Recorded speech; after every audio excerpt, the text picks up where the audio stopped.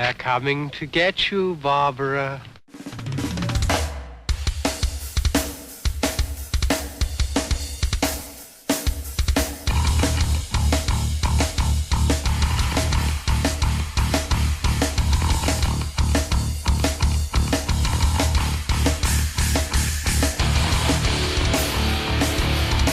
They're coming for you, Barbara. How many hours are in a day when you don't spend half of them watching television? When is the last time any of us really worked to get something we wanted? How long has it been since any of us really needed something that we wanted? The world we knew is gone. The world of commerce and frivolous necessity has been replaced by a world of survival and responsibility. An epidemic of apocalyptic proportions has swept the globe, causing the dead to rise and feed on the living. In a matter of months, society has crumbled. No government, no grocery stores, no mail delivery, no cable TV. In a world ruled by the dead, we are forced to finally start living. Welcome to Schreck Talk. I am Schreck, and with me as always is... Mr. Joshua here for you. All right, so this is our first episode back from a long hiatus, and the first one here we're doing is a... That's an understatement. Yeah, as a downloadable podcast, and we're going to be doing this as the first episode we're going to be doing here is going to be, if you didn't know this already, The Walking Dead Volume 1, Days Gone By. So, I know you're not a big Walking Dead fan. It's not something I've really gotten so into. I did make it much farther than this, obviously. And definitely, what is this, the first six issues? 6 issues, yeah. 6 issues. Issues 1 through 6 of the Walking Dead saga, which is written by Robert Kirkman and drawn by Tony Moore. And then I think in this first one, gray tones were done. Some additional gray tones were done by Cliff Rathburn in episodes 5 or Cliff issues Rathburn? 5 and 6. How could we neglect to mention him?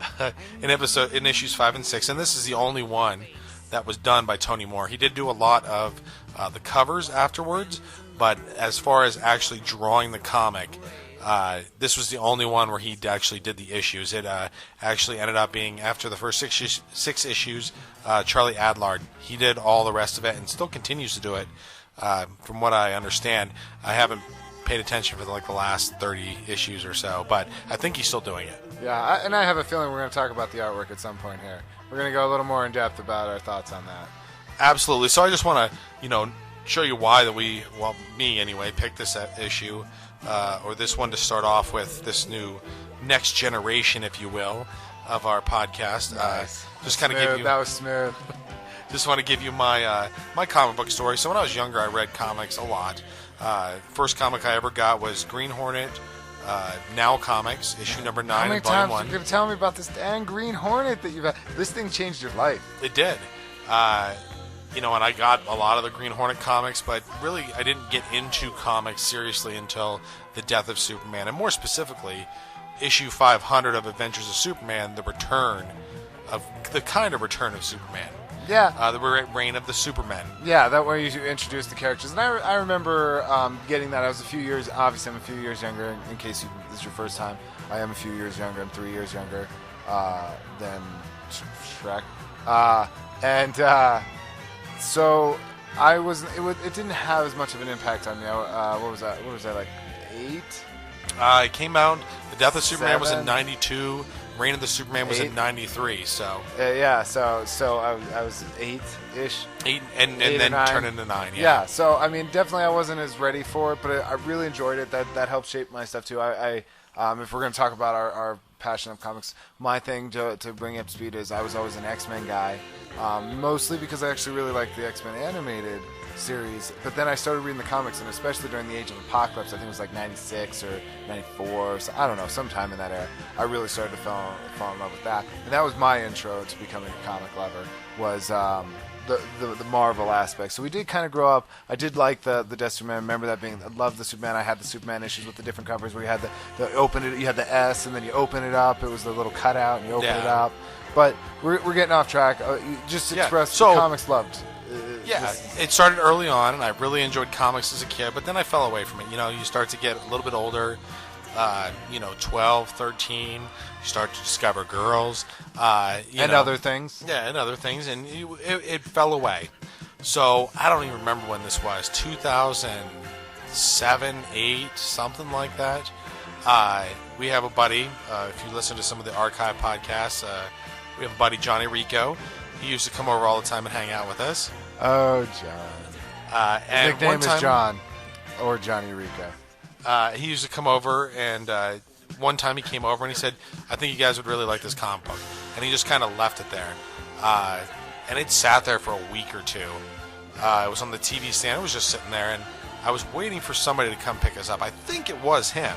I was waiting to come pick up me, not us. And I was just bored. I thought they were going to be there soon, but they kept going longer and Why longer. is he a they now? I don't know. But I picked up the comic book and I just started reading it, and I was like enthralled.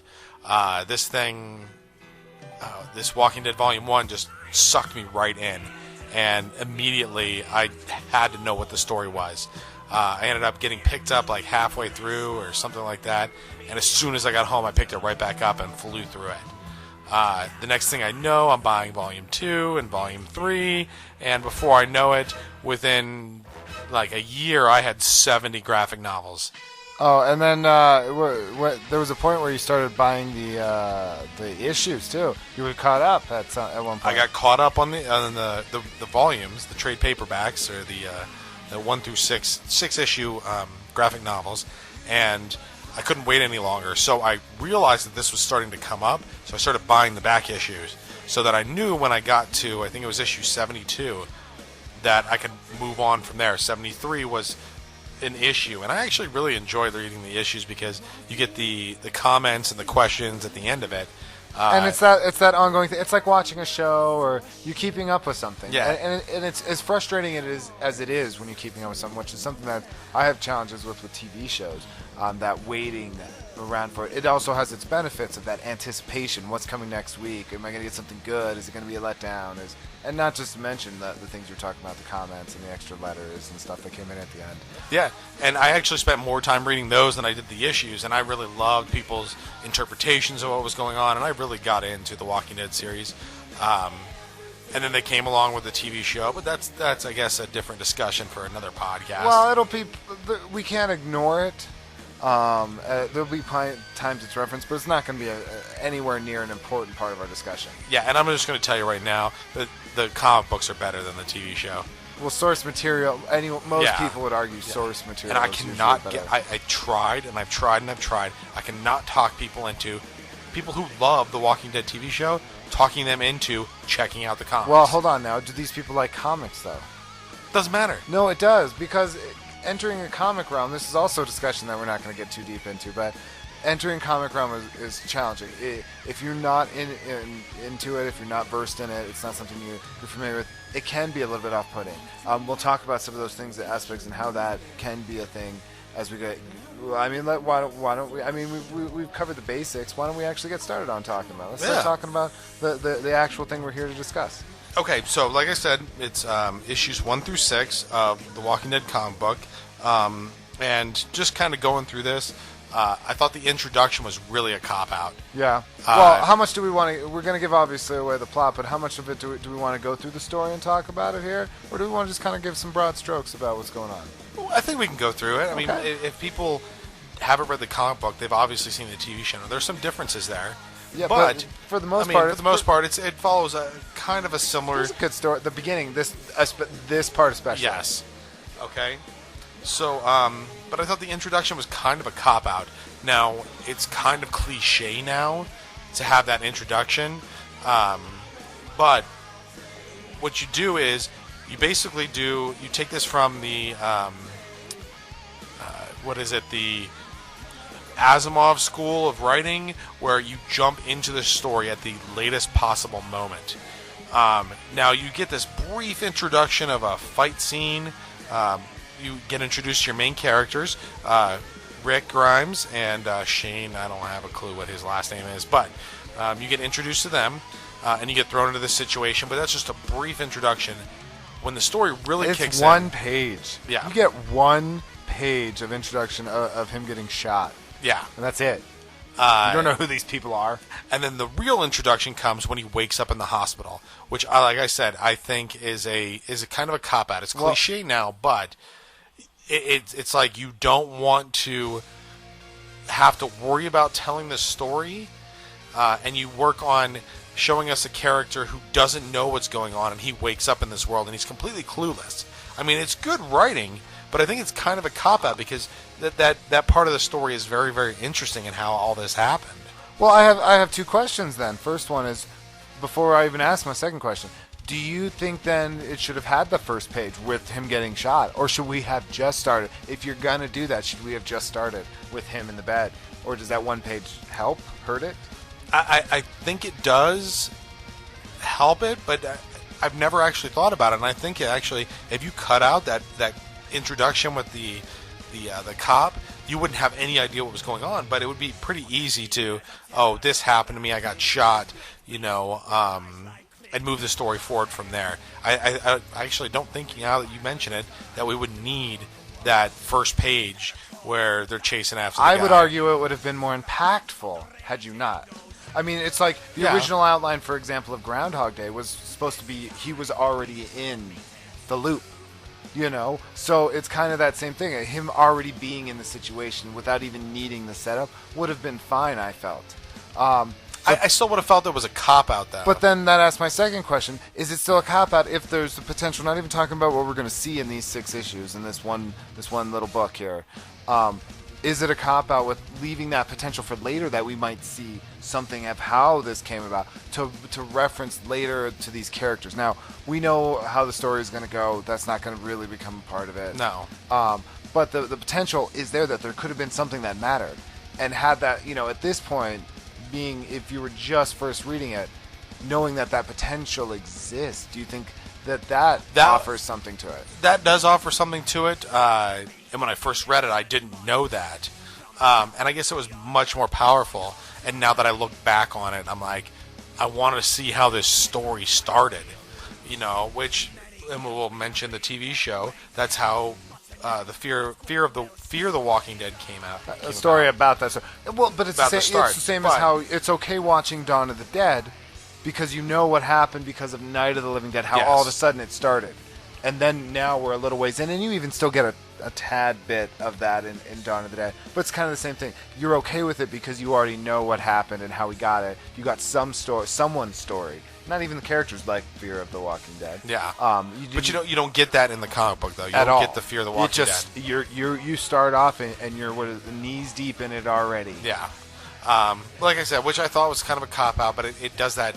You discover the story as Rick does. You don't know what happens. You follow him along and discover the story just like he does.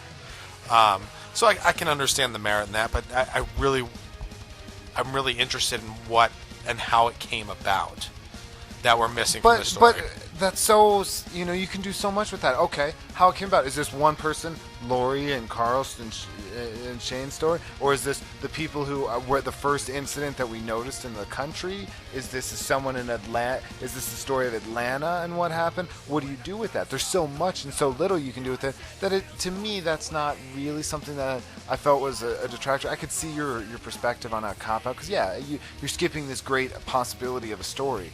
But at the same time, it's okay that you're skipping this possibility of a story, in my opinion, because that story could have been anything, but this is our story. Yeah, I can see that. But, and like I said, it's become cliche now. You see the 28 Days Later and Resident Evil. Well, which came first? What year was this, the first issue? This actually, when this was already written, and it was not published.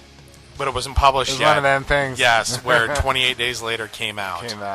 So they're both pretty common ideas. So it's probably a pretty. It's one of them things where the two people are inventing the light bulb at the same time. Yeah. Because it's a great idea, it works, and in a cop out, yes, but it is something that visually and thematically, when you're starting the story, you're just like, oh, what's going on? It's so abrupt that it kind of draws people. And I think a lot of people actually like that aspect of it, even if it's not something I felt really added anything special. It could have been great. It didn't detract me though, like it did with you.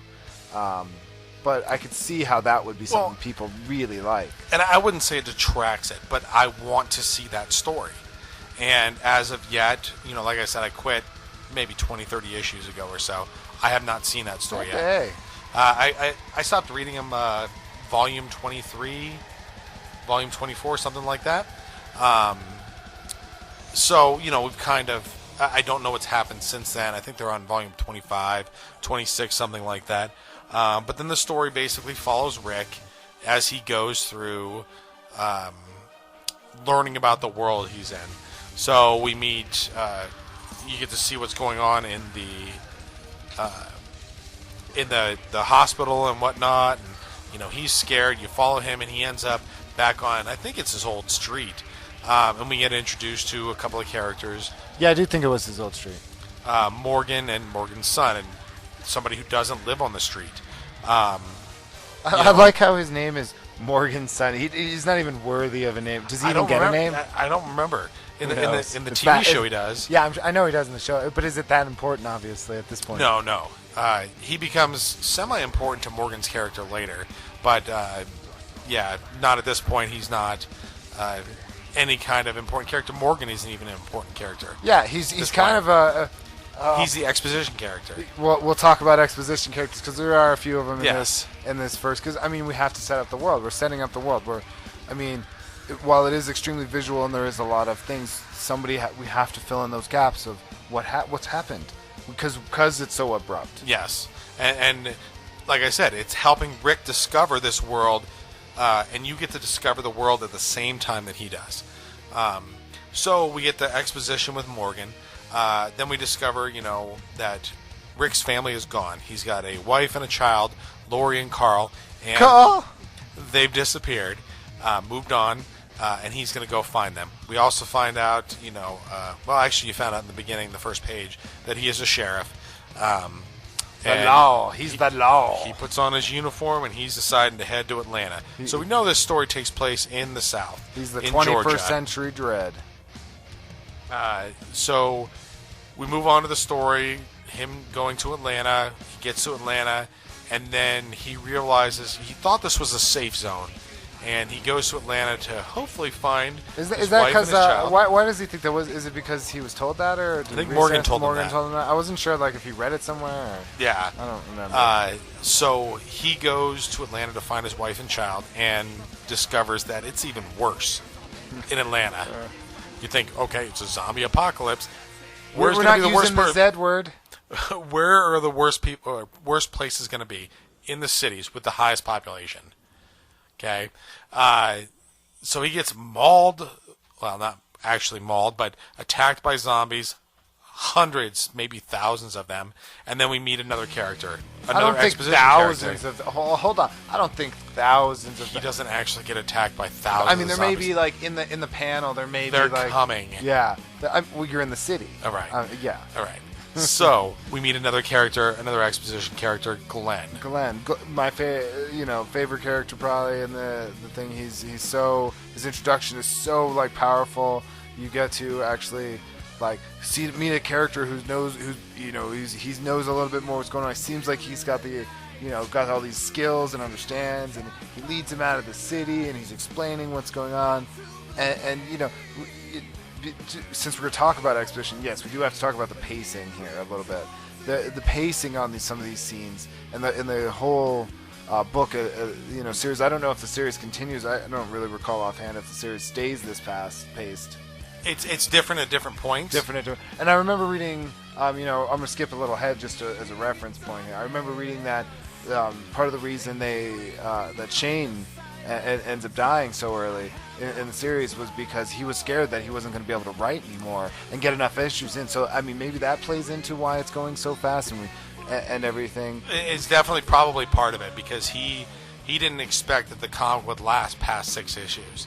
Yeah, he has to he's got to get people hooked. Yeah. It's a business. As much as we can talk about this, you want to sell issues. If he's not selling issues, how is he gonna? He's getting funded. What company released this? Image Comics. So Image wants to make sure they're staying in business. Yeah. So they want to make sure it's selling. So Image is a very, very artistic-driven, creator-driven comic book company. That's what they were created for. Because people like Todd McFarlane, who was working at Marvel and DC, they were creating new characters. But Marvel and DC had the rights to those characters, and they're very firm on what they want. They have a specific vision. Yes. It's look how Disney's working with the Marvel. They have a specific vision, and the same with even Warner Brothers and DC working out together. And the comics themselves, they have a vision on how they want these characters being represented, and they're like, no, we can't do these things, and we can't do these things, because they want to protect their company's image as a whole, too. Yes. Funny image. Image? Yeah. All right. And Todd McFarlane went over and created Spawn, and that was his character, whatnot. And that's kind of the basis for Image Comics, is creative, writer-driven comic book company. So he didn't know how well this comic was going to sell, so he, kind of made it very, very fast.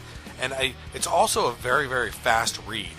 A lot of the comic is done in with very little dialogue, and it moves the story. You're just looking at the panels, and I know I was page turning that really fast.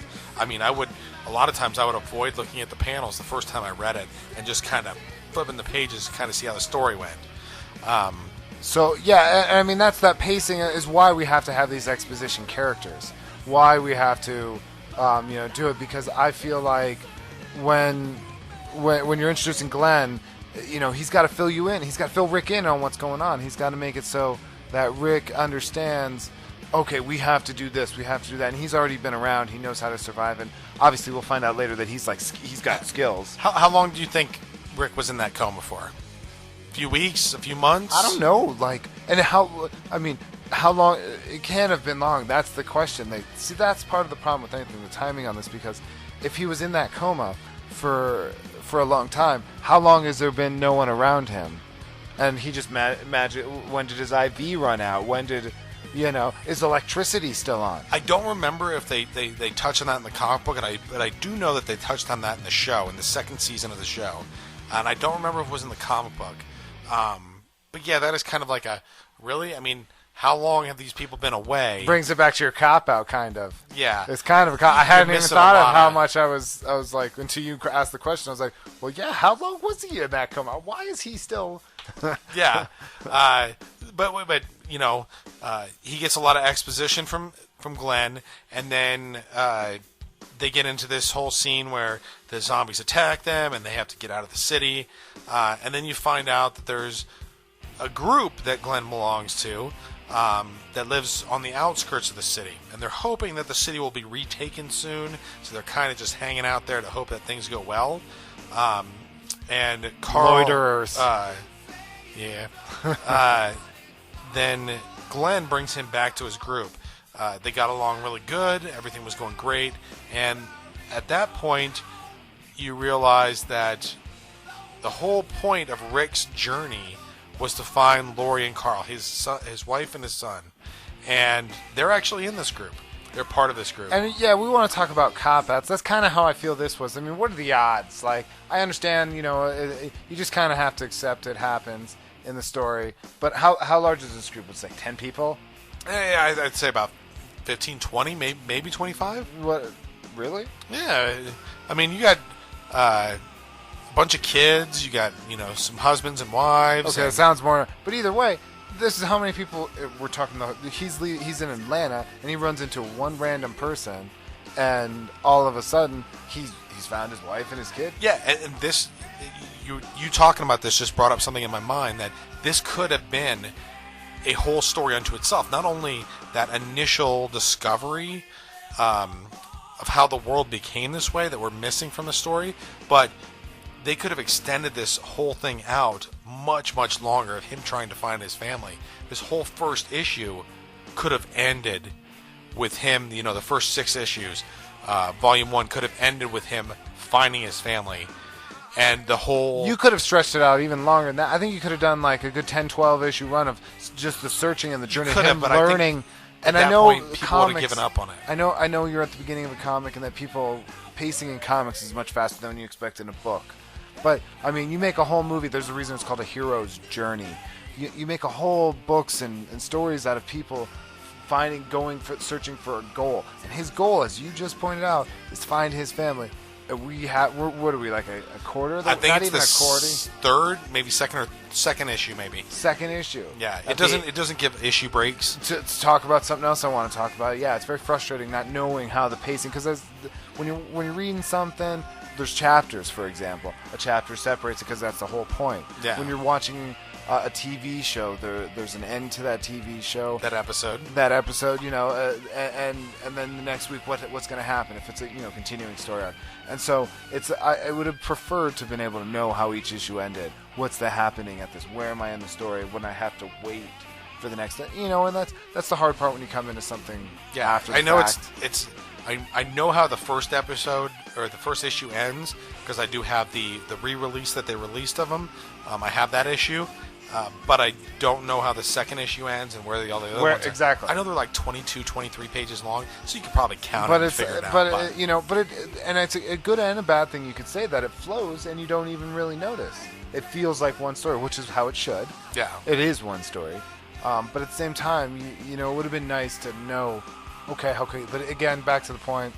It's so quick. He finds his family. I would have liked, as you pointed out earlier, with the story of what happened. I would have liked a little more story of him searching for his family. Maybe he doesn't meet Glenn for a couple issues. He's on his own for a little while. Then he meets Glenn. Maybe then they're traveling for a few issues. Even if you had stretched it out just a little longer, like you said, to the 6th, even just a little bit, I think that would have been good. Would have benefited. Yeah. But overall, he finds a family. It's nice, touching reunion. Yeah, and this is the point where you're introduced to a lot of our main characters for the Walking Dead series. So we've already met Rick. We met Shane early on, but you really didn't know him. You get to meet him again in this group. Met him. It was one. He was on one page. Well, okay, so you got introduced to him. You didn't. You noticed you acknowledged his existence. Yeah. And then you get to meet him again, and he becomes a big part of this story. Obviously, I said Rick. Lori and Carl, his wife and his son. But there's also Morgan in the beginning of the story. Glenn you've just met. But then you get to meet Dale, Andrea, and I prefer Andrea. That's the way I read it. Long before I was reading this, long before the show ever came out, and then I was kind of upset when they started calling her Andrea. It's hard when that happens. I had that same thing with the awful Legend of the Seeker show, Sword of Truth, with the Sword of Truth character. So I can understand that frustration where you visualize it, you hear it in your head, you see it, however you want to describe it. That's how it is to you. Yeah. And then when somebody else presents it to you in a different way, which is the danger when you move between mediums like that, when you move from something that's completely internal to something that someone else is presenting to you. Yeah, which actually is good in my case, in this case for me, because I like the character of Andrea in the comic book. I don't like Andrea in the show. So it works out that they have different names. It makes a very good. You don't even have to worry because you'd like the show, right? Yeah, and then we also get to meet another two characters that are fairly important, Sophia and Carol. You meet Carol? Yeah. I don't know if they actually say her name, but you do meet her. It's Sophia's mom. You meet Sophia, yeah. Well, so definitely. I was like, if you met her, she wasn't important. So. So then, we discover at this point also, Rick was a cop. He brought a bunch of guns along with him. They have to go back into the city to retrieve them. So him and Glenn go back to get them. I thought this was a great scene in the comic book, the camouflage scene. It gives you a lot of world building that you understand how the zombies operate. Now, I'm not familiar. Do they keep with this? Because it seems like they're super easily fooled, and you don't really even have to. You're not even really gonna have to worry about them as long as you. I mean, think about it like this. What if we camouflage our compound? Are they still gonna not ignore sounds because they ignored them talking? I don't think they would, but I mean, they don't really focus. I mean, you do get some more of this in the series as it goes on, but it's not the big point that it is here. Yeah, and it was a great scene. It was a great scene. I'm not going to deny that. But however, I think it was oversimplified because he's like, we're talking and they don't notice. He's like, yeah, they make sounds too, so it's no big deal. But this is where you realize that our characters realize for the first time that they've got to live life differently, that they're willing to chop up a corpse and rub that stuff all over their body, despite how disgusting it is. Yeah. And I've never really dealt with a corpse. I've smelled dead animals and stuff like that, but a dead person, that's got to be really rank. And it's really hard to, process the importance of this scene. It is one of the best scenes in the whole 6 issues, the whole book, however you want to break it down. It is one of the most important and one of the best, and it's something that I think you can kind of look over because the pacing does make it so hard to actually notice that this is important. I mean, when you're seeing Glenn throwing up and like multiple times. He's having a hard time, and Rick's acting like it's nothing because he understands what survival means. But Glenn's still having he's hanging on to that life even though he's moved on. He has, but it's so hard for him still. He hasn't desensitized himself. Do you get the impression that Glenn was a nobody in his life? I think he was a pizza boy. I think it was brought up that is what he says later. He's a pizza boy, and he hated his parents, and he hated his life, and this new world gives him a chance to be something more. Yeah, Glenn is someone who actually kind of thrives in this world, and but it's at the same time he's still a member of his old world. He's not hard yet.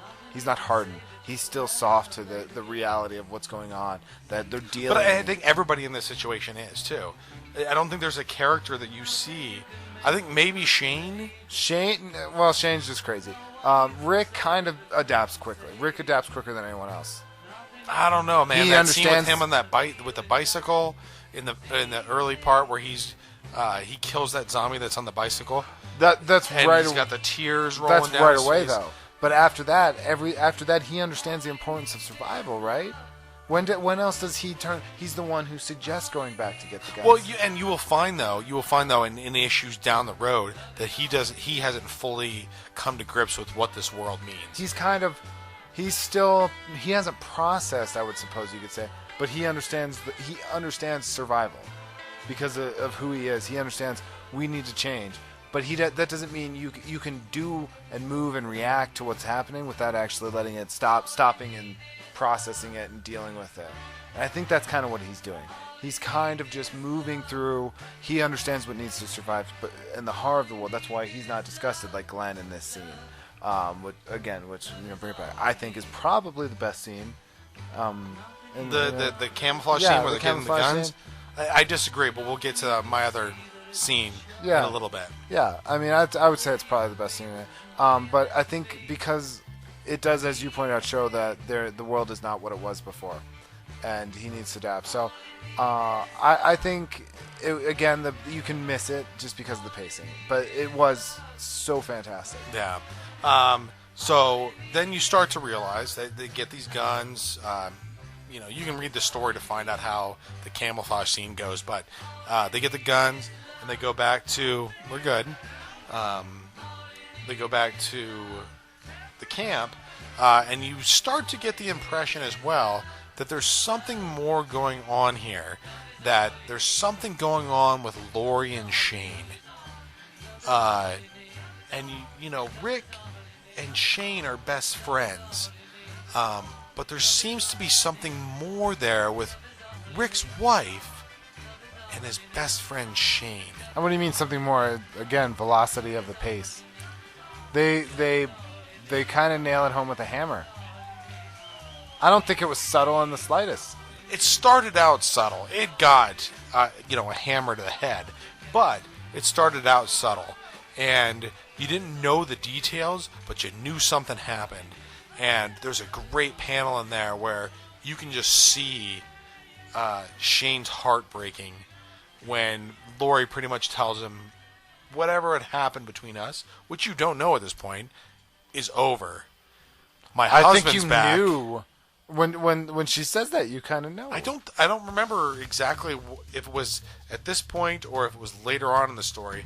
I don't think you knew what went on between them. In the show, you didn't.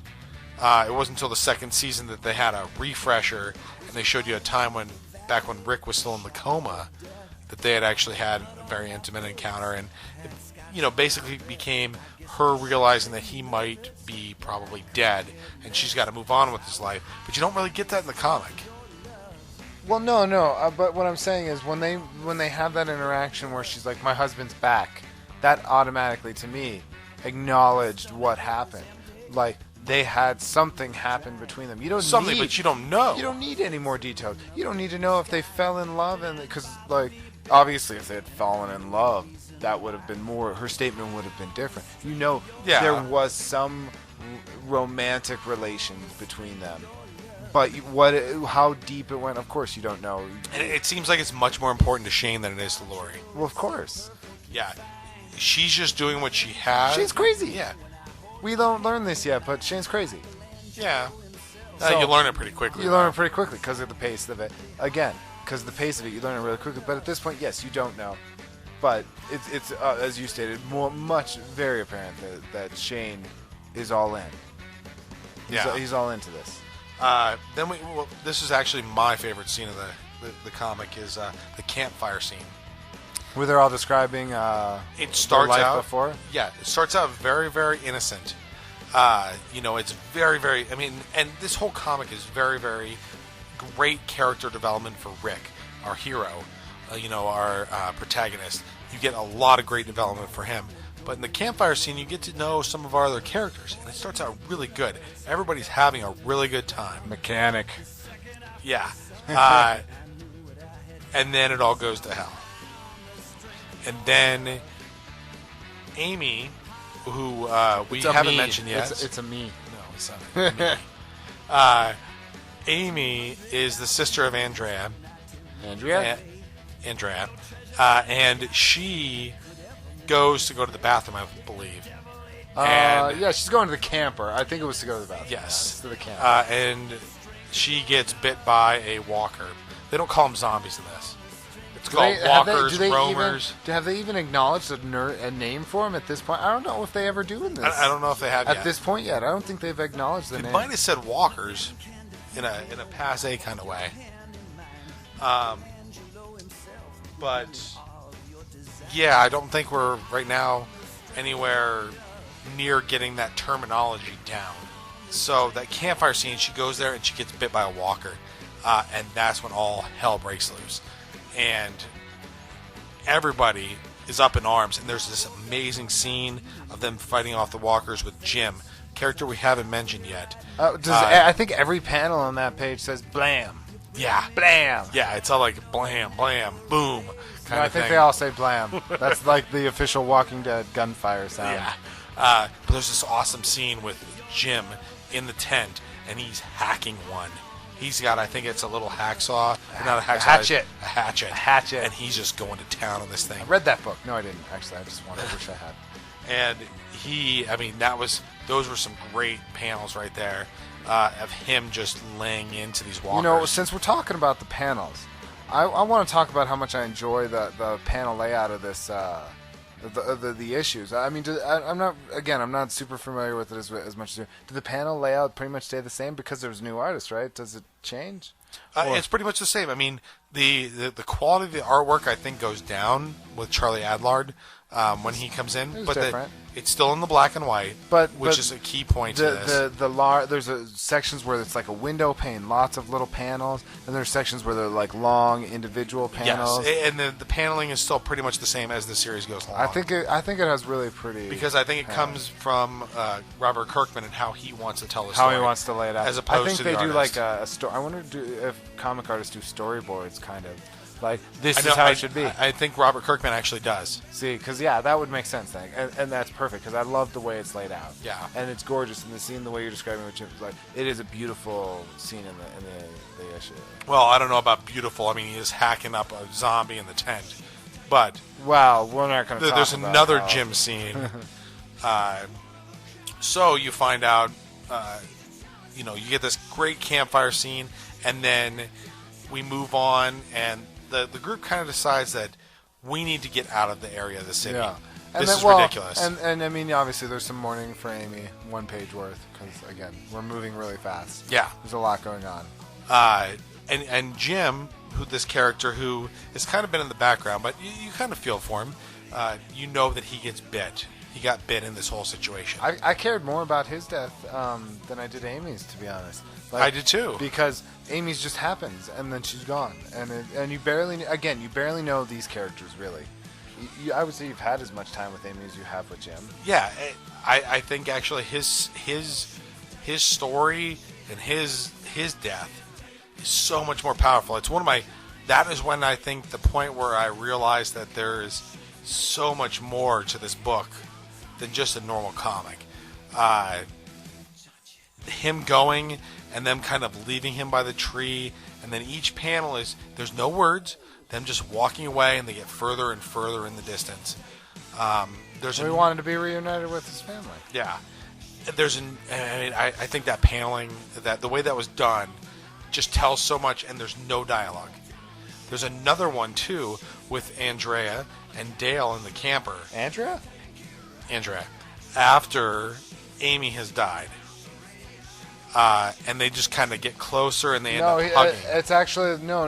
I think you're actually mistaken. If I recall that way that scene played out, she's just kind of there, and he's trying to console her, and she doesn't really. She's like numb. She's not even really there.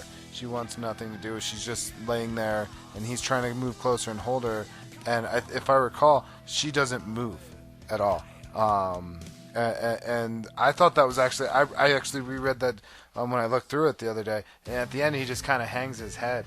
And I was re-looking through it, and she's numb. It's so hard to do. What are they dealing with? And it was gorgeous because it represents what it's like to be alive, and that silence fills our lives so much. But that doesn't change these moments we have with each other, And it's one page, and I think it's like 4 panels, and it's so beautiful. And that's where I was talking about earlier, where they tell the story without any dialogue. And you totally get that here. It's also it gives you a hint of something that's to come, and it also kind of shows you a perspective outside of our world.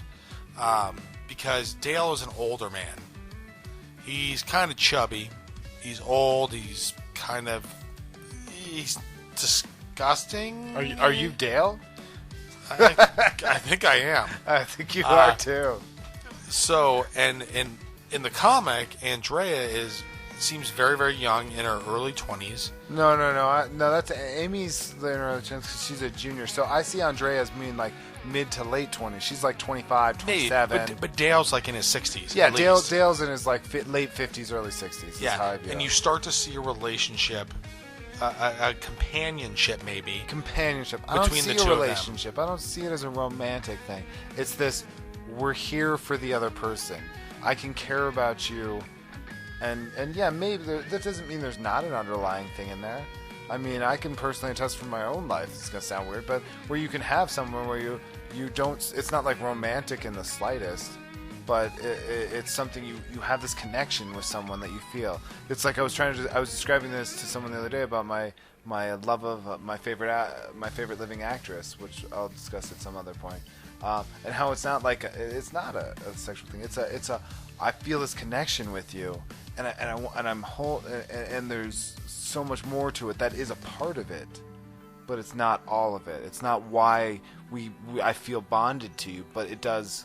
Yeah, and I think so much these days you get this establishment of relationships are built on sex, of course, sexual attraction, itself. And this and that. But in this comic book, you really see that there's so much more to love and a relationship than that. And you get it between Dale and Andrea. And things can be more than one thing, and not a whole thing.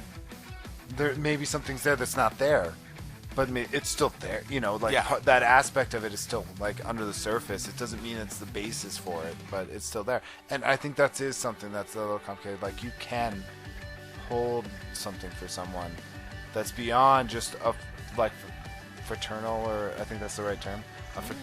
You're this this friendship, but there's more to it. But it's not necessarily we're gonna have romantic relations.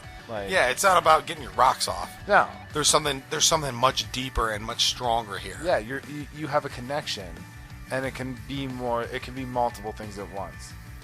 So then we get this. The story continues on, and you get to know more about this group and how we are, and you start to see that Shane and Rick just kind of best friends before, but now that the world has changed, they're not that best friends anymore. And you start to see the kind of disillusion of their relationship, their friendship. And that, Shane loves Lori. You know that. We talked about that earlier. You know that he's all Sling Blade for her. Mm-hmm. So I thought we had something special. You start to get that, and Shane is very, very jealous of Rick, and Rick doesn't really have to do anything. He's the husband. But Rick's kind of oblivious.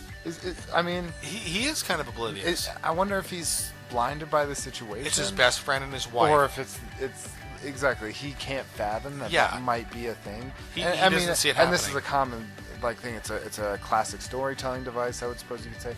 That love triangle with the person and the couple one aspect of the couple who's not involved, not seeing it as a possibility. This is King David, Bathsheba, and Uriah. Yeah, there's so much, and so I don't know if he's blinded by that or what it is, but I mean, he's a dum-dum.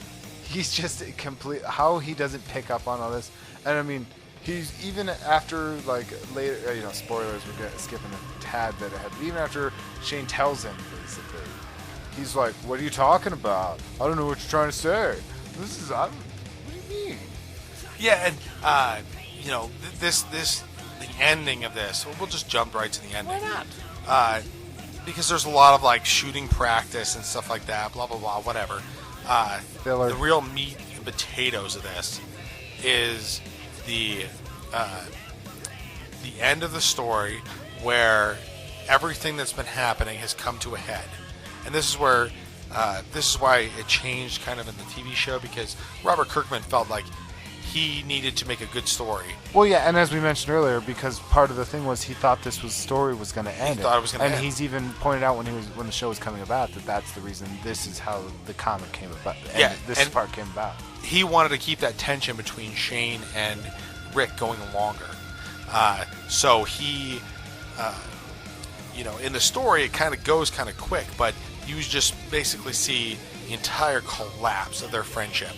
You see everything in Shane's life just come crashing down, and you see Rick kind of flabbergasted. He doesn't understand what's going on. Because Shane seems like maybe he resented Rick for having this family and this life that he's always wanted, and all of a sudden he has this opportunity, and now he kind of resents Rick for coming back and spoiling it. He had built this chance and tried to, and I think they did a good job, again referencing the show, showing that Shane initially didn't necessarily, this wasn't the plan for him. He didn't really it's not like he was trying to screw Rick over. No. Or anything like that. It's just, it came about. It came about because of the situation they were in. Because of the situation, and you connect with people, you bond with them, you hold on to what's special that you have around you when the world, everything else that is crashing down. You hold on to what you have, and what you have becomes much, much more important. And you see a nice, we just talked about Andrea and Dale and their relationship, and you get a nice kind of opposite end of that with Shane and Laurie's. Like you said, you pointed out that I didn't realize at first that Dale is the one that initiates the emotional attachment to Andrea because she's lost her sister, and Shane, on the same token, kind of initiated this relationship with Laurie. But you can see just by looking at the story that Dale and Andrea's relationship is much more pure, and Shane and Laurie's relationship is not right. It's not a typical relationship. I think Shane, he has some mental illness. Shane has problems. He I mean, does. because you can't say. I mean, because you can. Yes, they're kind of the same in the sense that they're both based off the need for somebody else to fill a gap in your life. That need of something that we're dealing with something, and I need somebody here. Because I think it's brought up I know it's brought up in the show, but I'm not sure about the comic. I don't remember right now if Dale had lost his wife. Yes, I think he had lost his wife just recently, like 2 weeks Yeah. ago. It's only been like 2 weeks. So that gives us that kind of time frame of where we're at. And Shane has never had anybody. And Shane has never had anybody. That's what it comes down to. Shane is, as and of course you can't really see it because of the pace of the comic, but just because of the subtleties of the character, you can realize Shane has always kind of wanted this aspect of the family and somebody to care for, and the responsibility of being looked up to by everybody, and the not the screw up, but the good one that everybody relies on. And he had that. He had that in not only the community, but with Laurie as well. Laurie, it was a double-edged sword. So Rick comes back, and Rick changes that, and now all of a sudden he's sharing and kind of losing power to Rick, because Rick is, really level-headed. He's our hero. He's got all these qualities that everybody loves, and all this and that. And so Shane ends up kind of losing it. He does lose it. Was he crazy at the beginning? Probably not. No, he wasn't. He was a normal guy. He slowly loses it. And I don't even get the impression that he loved Lori then, in the beginning of the story. No. Now you only get one page of that before. Again, even. But you don't know the amount of time that's passed. I think it's just the situation. The way they discuss it, like he's had these problems, and he had these problems obviously before, but it all comes together with everything crashing around. With the end of the world going on around him. And we all handle things differently, and I think he just kind of loses it. And he had the potential to be a really good character, like not good as in the way he was written, because he was written well. He was a good character, but to be a good person. A good person, yes. That's what I mean. That he had that potential to be that person, and maybe he ended up being it. Maybe he didn't. But the way the story played out, he didn't. Yeah, and the ending of the story is really what sold it for me. I had mentioned briefly that they were giving them target practice to all these people, and you see there was an argument between Lori and Rick earlier that she didn't want Carl to get into this. She didn't want him to learn how to shoot the gun and defend himself against the walkers. And then you see that Shane is about to kill Rick. He has a gun to his head. Well, You've stolen everything. I think we've kind of skipped to also too, though, that she realized that was the wrong decision during the campfire. It's your scene where they're thinking Carl saves her. Yes, Carl actually saves her. So I mean, we kind of skipped over that, but because we were talking about a lot of other things, but that at that point she realized, like, oh wait, maybe like this really worked. This is a good idea. This in this worked world. out for me, because we have to realize that we're not living in the world we lived before. Yeah, and you see Shane, and he's just broken down. He's a broken down man, and he's holding the gun to Rick, and he's telling him all that. He's just like I said, he's broken, and he's just pouring out everything that's broken with him to Rick, and Rick doesn't really understand what's going on. Now, before we go further, in the original thing, Carl was originally going to come with him in this scene. Now, and then Rick's like, "No, you stay here," and he goes with him. Do you think this scene would have played out different if Carl had been there intentionally? I don't know if it would have. Yeah. I think Carl would have still pulled out a gun. Because the scene doesn't go on very long. You mean Shane would have still pulled it out? Yeah, he still would have pulled it out. I think at that point he was broken. Yeah. He had lost everything that he had hoped to have. But maybe now that he's aware of Carl, there would it have been different? I don't think so. And I know he has a lot of love and kind of thinks of him maybe as his own son, Carl. But I think at this point he was broken. He was beyond repair. So he would have tried to rationalize it to Carl, you think, is what would have gone down, because he would have known he's there. Been like, no, look, I was here for you, and things like that. Possibly. It might have made the scene longer, but it wouldn't have changed the scene. But he wouldn't have been so out of it to change and try and take out both. No, I don't think so. Yeah, because he wasn't a bad person. He was just crazy. Like I said, he was broken at that point. He broke, yeah. And you don't even see Carl a whole lot. You see this big, explanation from Shane where he's just pouring out his feelings and his love.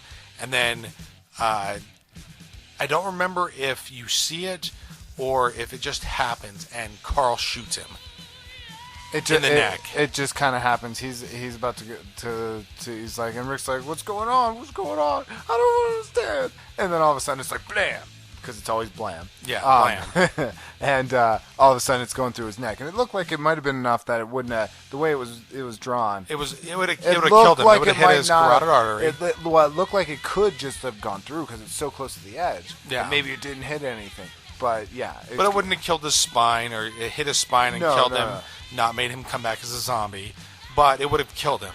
Yeah. He would have been bleeding profusely and would have died. Yeah. And you get that impression that he's dead at the end. And that just kind of ends. There's one other scene where he's like, I think Carl says something along the lines it's not like killing the dead ones. Yeah. And he said it never should be. Yeah, and then it just kind of, it's a scene of them, like, it was a beautiful panel, but, like, and there's nothing else. And that's a great ending. It could have, it kind of feels like its own ending, like, to the story and everything, even though we have so much more. I mean, the whole, this was 6 issues, and there are how many in now? The world has kept evolving, but I imagine at very few other points in the comic that you've kept up with, that you see these definitive moments where it's like, this is the end of an arc. There are a few, but not many. Yeah. And when they do happen, it's big. It's big. But this is so quick and so early. And again, I think it comes down to the fact that he knew he had to catch readers. He had to. And I also think the arcs are longer too. Because like issues 2 through 8, or volumes 2 through 8. So that'd be 6 issues or 6 volumes. Issues each out of each volume. Yeah, or you're looking whatever. at 3. Then you hit a marker, new mark, a new end of this. The dramatic shift into the story's content. Yes, and you change into another arc, which is what you have to do when you're trying to keep something fresh and alive. And, yeah, because that's how life works. You go through changes, but with this, it does have a nice feel of an ending. Yeah. It's one story. It's one little thing. It's just the intro of the story, but it does feel like, whoa, our world has changed since. Obviously, you get one page of the normal world that you don't even really see, but then the world changes. But now it's like our characters' worlds have just changed. They've realized, and it kind of it did happen. That was, I think, the whole point of the whole thing. Everything has to change. We're still trying to live in this old world, and look what's happening. We're losing. How many important people did we lose so quickly? Important, unimportant, however you want. Yeah, to you lose Jim, Amy, and Shane, at least. like that. And anybody else that you lose is just they're inconsequential. Yeah. But with those characters, you lose them so quickly. And in 6 issues, you've lost 3 characters, and that were important-ish, and some more or less. And I don't know how much. We can argue about how much later in the story. But again, the story has to keep evolving. So I think that's something that was the theme, I could say, that carried through. Is we're in a new world. You could have called this a new world. What was the title again? Of the 6-parter. Oh crap! Days Gone By. Days Gone By. So Days Gone By. It could have been like Changes or anything like that. Days Gone By is kind of a decent title, but you could have done so many titles because it's about learning to live in this new world. Yeah, and you can find you will find that all the volumes have 3 words for each volume. So you have Days Gone By. A larger world. There's a lot of different. They're all. I like how systematic it is. I feel like I'm talking about Zakk Wylde songs or something. But it's something that I think really resonates with the story, is that this is the people learning to live in this new world, and everything that comes after this is them. They now are going to have a better understanding. And maybe they still haven't fully learned. I don't think they ever fully are going to learn. That's the whole point of the story. It's constantly changing. The world changes, and they change with it. And you will find in later issues that they're still not in the world. Yeah, but at this point, they're really trying to hold on. Yeah, they're trying to hold on to their old humanity. Shane is the exact representation, personification, whatever you want to call it, of that mindset of, they're coming. The army's going to come save us. We have Shane to stay seems close. to have the best idea of what this new world is. No, Shane Rick doesn't. I don't think. No, I think it's the exact opposite. Because Shane's like, we have to stay here to be rescued. This is why we can't go farther away. Because I think that's part of control. It is part of control, but at the same time, he doesn't want to leave because he thinks the world is okay still. He's still holding on to this mindset of someone's in control. The military's, I think there's an exact line where he's like, the government's going to roll in here any day and save us. There's literally a line in that. And I think he has he's holding on to this mindset where Rick is like, no, we need to get out of here. We're too close to the city. There's too many. This is why they have the argument over the camp invasion, getting invaded because they're too close. And he's like, no, this is what happens. And Shane's like, we're not leaving. And that's the first time they really have that clash. So I think Shane is the one who's trying to hold on to that old world. And Rick is the one who's... And I think I'm getting confused with... I'm mixing up my stories from the comic and the show. And the way it played... Because in the show, that was how Shane was the one who was like, no, you're holding on to it. Yes. Yes. That's the way I remember. I could be wrong, but that's the way I remember. Yeah. So now it's come time. I know you can ask me. I just said that I've read like 23 of the different volumes. But if you were to read this, again, before this discussion, just for the first time, would you continue on with the series? And I know you haven't. Wait, but I have. I did move on. I think I've read up to 5 or 6. Well, they were already at, spoilers, the prison and stuff like that at that I think they point. get to the prison in the third volume. Yeah. The end of the second volume. No, I think You it see was the like prison third in the distance. and then they spend time in it. And I think I finished the 4th or 5th, I think. So I did continue on. I was interested enough. Now, did I love it? I really didn't. But was the story good? Yes. There was a lot of things I liked about it. I think some of the characters. I think there was too many characters. I think they did a good job of cleaning out that. And I didn't even have really processed it until we've been debating about this, because that's part of this. Is we don't try to discuss these things, and sometimes I realize things I hadn't thought about during our discussion. And I do think this is a great representation of people trying to hold on to a world that doesn't exist anymore. We do this all the time. You and I do this in our own lives. We hold on to, I buy vinyl, I buy CDs still. I'm not down with the digital world necessarily. And we try and hold on to what we love and what's familiar. But sometimes you have to realize that the world has changed, and you have to move with that and learn. Computers. It's very difficult. It's difficult, and it's difficult in the story. Even in these extreme circumstances, we're talking about day-to-day life, but in these extreme circumstances, it's still going to be difficult. I think it's a comfort level. People get comfortable in the way the world is, the way that their life is. It's familiar. Yes. And it's hard to let that go, even when a zombie apocalypse comes. And so talking about it, I think it does a great representation of these people holding on to the world and trying to move on. And when Jim's they're walking away, he's like, I'm going to see my family. He knows he's about to change. He doesn't care, but he still has this vision of like life with his family and all these things, and that's why he's letting this happen. And to me, that's something that I think makes the story real special and makes it like, hey, this is all of a sudden people dealing with it. Everything that comes after this is going to be them having a better understanding of the world. This is them learning to deal with the new world. Yeah. You could have called this The New World. And that's my new title for the books. The Walking Dead, Part 1 or whatever, The New World. Because that's what it is. Yeah. They're in a new world. And so, yes, I think it made me want to read it. All right. So if you were to give it a rating, I don't know how your rating scale is going to go. I've got a very, very rigid rating scale. Yeah, and my rating scale changes all the time, and since I've never really talked about my ratings, I think that I'm gonna just go all over the place on it. I'm gonna pick anything random that comes into my mind. So you asking me to rate this? Yes.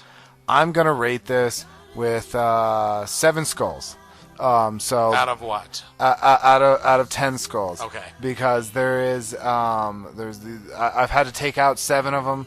Because the other ones, they were too lazy, not being interesting to make me want to have to take them out. So because of problems, I don't know. I have no idea what I'm saying. I think it was okay. It was good. 7. So yeah, when I rate something for shorter, easier things to get through, it's 0.25 increments, 1 to 10. For something like a book, comic book, video game, board game, something like that, it's just a solid number. And I have to give this one a 10, just for the sheer fact of how much we've talked about this and how much depth is involved in it, and then also for a big reason is that it got me like obsessed about comic books again. It was a big part of your life. There's certain things that happen in your life, and this one, being there watching you go through it, like it changed your life.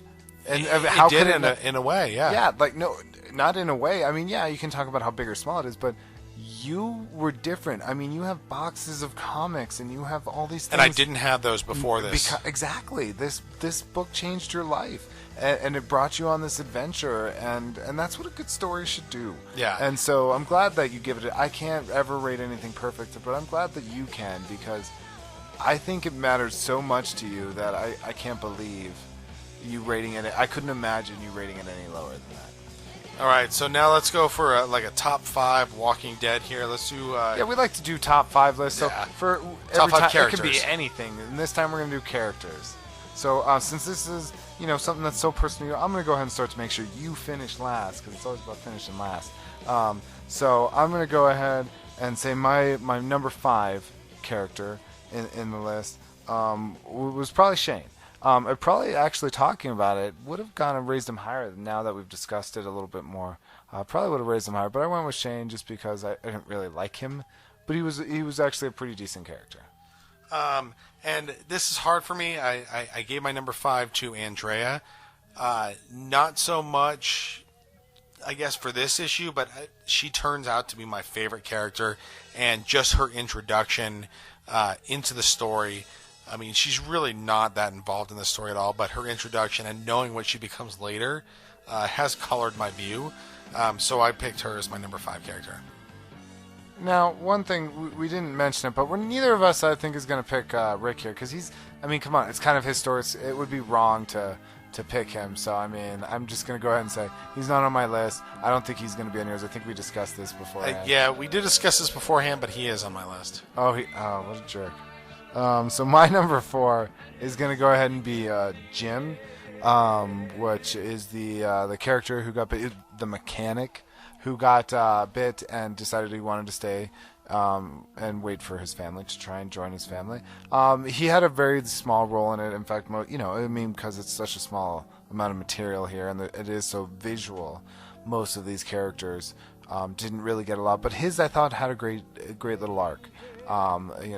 His being part of it, not really caring, kind of being an outlier, and then just deciding to, move on and say, I'm gonna go ahead. I know what's right. I know what's happening. Let's just go. Yeah, and I like Jim too, but I have to say for my number 4 pick, I'm gonna go with Shane.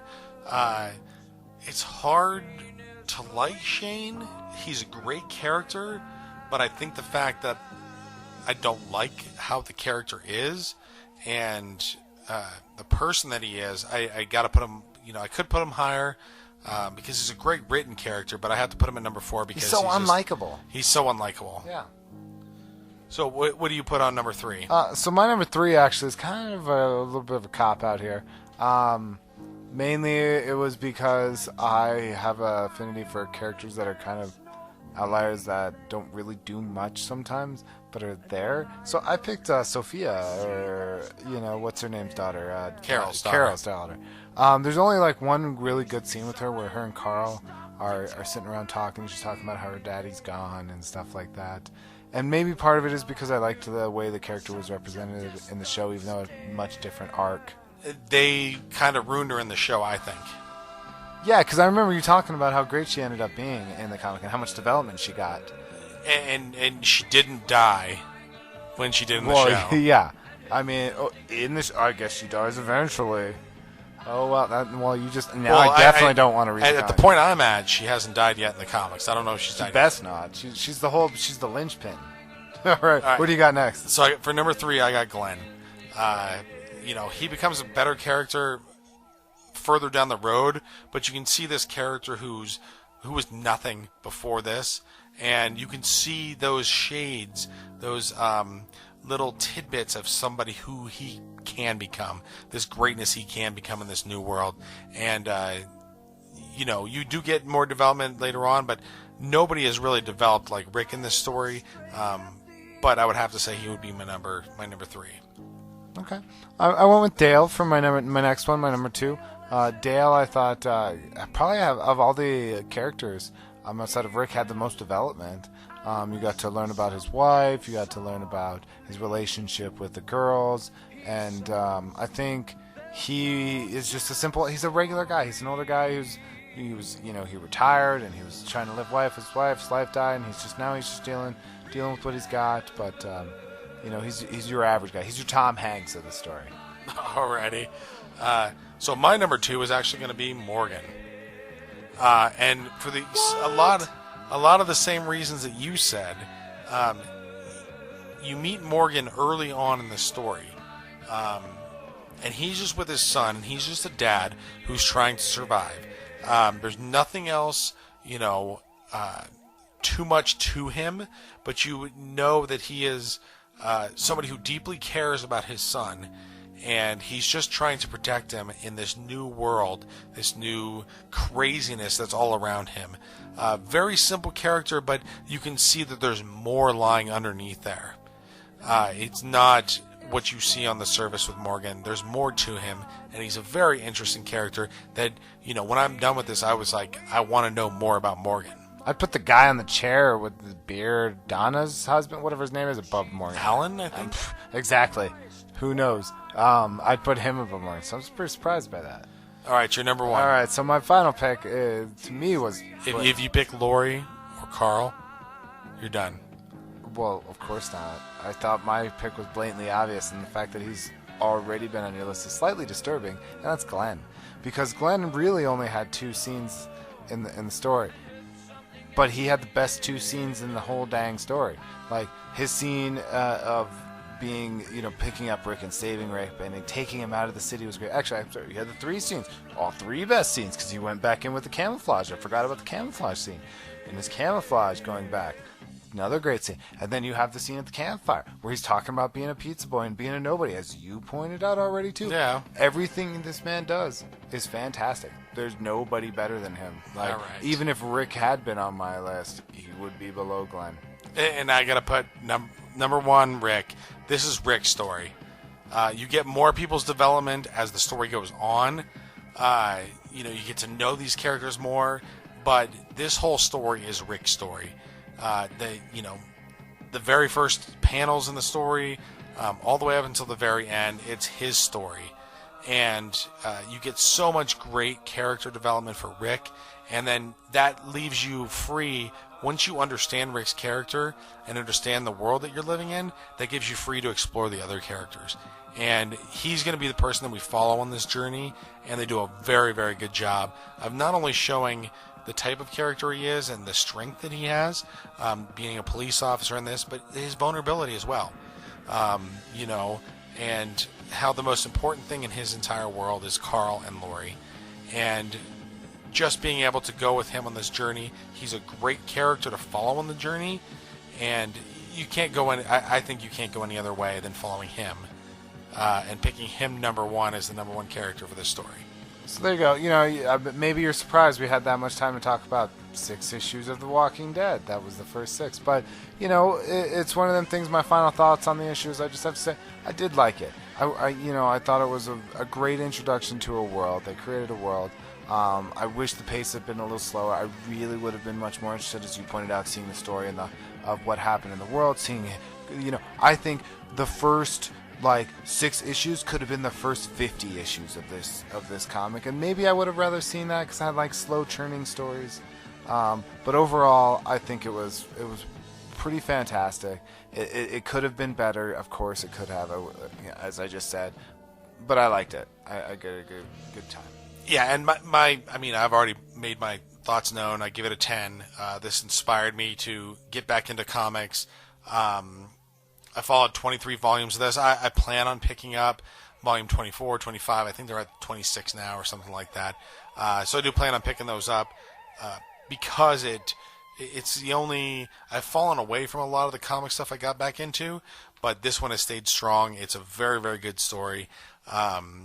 Not so much for the zombie aspect, although I do love the horror aspect of it, but because of the character aspect and the way these people behave in this world. So that's pretty much all we have to say for Walking Dead Volume 1, Days Gone By. We'll just finish the show, and we'll finish it from here on out with a pick of the week. Do you have a pick of the week this week? Yeah, so my pick of the week is going to be an album this week. It's from a band called the Night Flight Orchestra. I had never heard of this band. I'm a big fan of Nuclear Blast Records. They're a record company out of Germany that produces a lot of metal, and they have a lot of bands I really like on there. And I was just, I follow them on YouTube or whatever, and they posted a couple of videos from the band of their new album. It's their 3rd album, first one on Nuclear Blast, hence why it's the first time I've heard of them.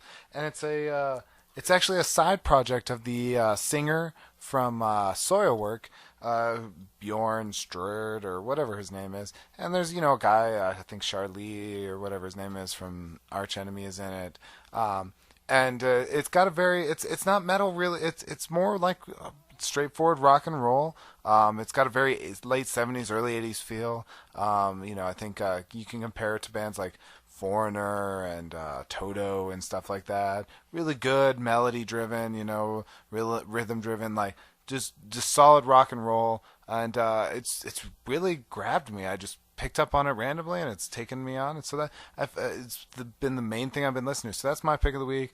The Night Flight Orchestra, the new album, I don't Galactic. So I don't even know their third album. It's the new one that just came out on like May 29th or something. All right, so my pick of the week is actually in reference to The Walking Dead here. I've discovered, as we were getting back into this podcast that we're going to be doing again, I started listening to a lot of podcasts to get some new ideas on how I want to handle it, and I walked upon this. It's the Walking Dead audio comic podcast.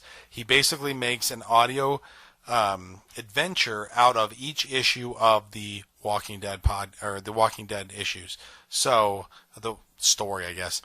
Like individual issues, or like each episode is an individual issue, just like one comic issue. Yeah, and he does like the voices, and he kind of gives a little bit extra of describing the panels and how the people are feeling in that moment. It's kind of like taking it and making it a story. It's very, very good, and it's like an audio comic. It's an audio comic, exactly what it is. And if you follow along in your book, you can kind of see exactly what he's talking about. I've only listened to one issue or one episode so far, just the first issue, and it was very, very enthralling and wanted me to hear some more of it. So if you get a chance and you like The Walking Dead, check that out. Like I said, I personally think the Walking Dead comic is better than the TV show, and if you're a comic book fan like I am and prefer the comic book, check out the Walking Dead audio comic podcast. Yeah, well, I just want to say it's great to be back. I'm excited to be doing this again. We love talking about the things we love. I hope you enjoyed coming in and joining us for a little while and just discussing something, rambling, as you might say, about a topic. And I hope we keep going. And if the three of you, or maybe less, or hopefully more, are listening, you stick with us and go with it. We're going to go over all kinds of things. This is just our first step back into the tipping our toes back in the water. So I want to thank you for joining us. Again, this is Mr. Joshua. And this is Schreck. Thank you for joining us with Schreck Talk, the Nerd Generation.